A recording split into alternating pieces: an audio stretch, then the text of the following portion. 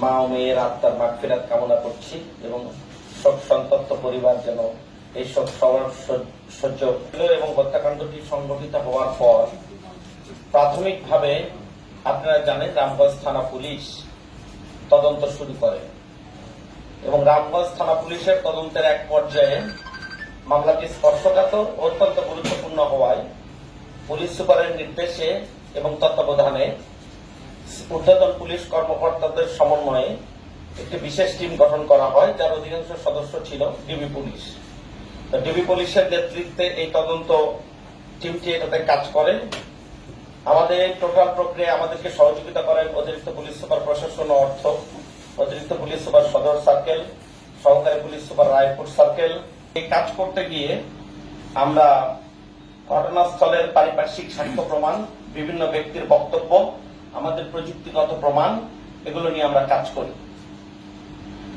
তো কাজ করতে গিয়ে আমরা দেখতে পাই পারভেজ নামক একজন ব্যক্তি, যিনি আসলে ডিসিস্টের ফুফাতো ভাই, অর্থাৎ যে মিম মারা গিয়েছেন তার ফুফাতো ভাই পারভেজ 2 মাস আগে সৌদি আরব থেকে লক্ষ্মীপুরে আসে। গত 2 মাস যাবৎ পারভেজের প্রচন্ড টাকার অভাব ছিল, কারণ তার একদিকে এনজিও থেকে নেওয়া লোন ছিল, আরেকদিকে পারভেজের ব্যাংকে যে টাকা ছিল সেটা সে তুলতে পারছিল না। এই সকল কারণে পারভেজের বক্তব্যে যেটি উঠে এসেছে, সে আসলে টাকার কারণে তার ফুফাতো বোনের বাড়িতে যায়। গত 9 তারিখ বৃহস্পতিবার রামগঞ্জ হতে একটি চাকু কিনে পারভেজ, সময় ছিল 3টা থেকে 3:15। সেই সময় সে ডিসিস্টের বাড়িতে প্রবেশ করে। প্রথমে মামি ও মিম তাকে আমরা আপেল খেতে দেয়, তারপর সে মিমের সঙ্গে 2য় তলায় যায় পারভেজ।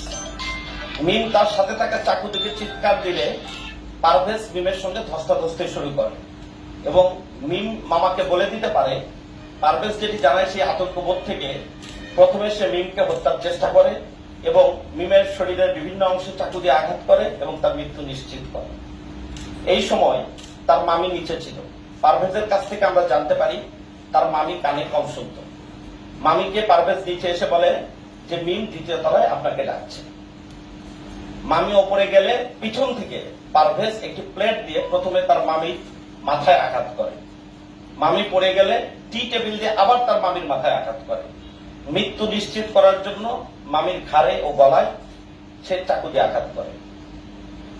এরপর সে ওই বাড়ি থেকে একটি শাবল সংগ্রহ করে, আলমারিতে থাকা স্বর্ণালঙ্কার ব্যাগে নেয় এবং শাবল, চাকু, আপেল, আমড়া এগুলো পুকুরে ফেলে দিয়ে পারভেজ ঘটনাস্থল ত্যাগ করে।